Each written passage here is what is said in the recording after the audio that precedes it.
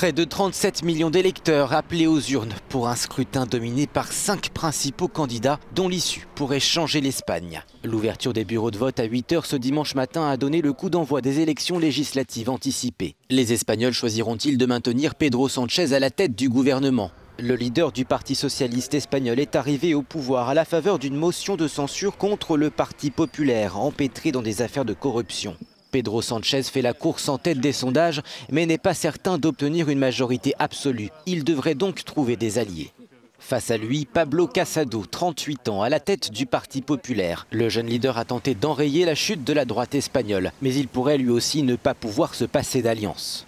3 plus petits partis vont donc jouer un rôle décisif dans cette élection. Les socialistes pourraient se tourner vers le parti de la gauche radicale Podemos, dirigé par Pablo Iglesias.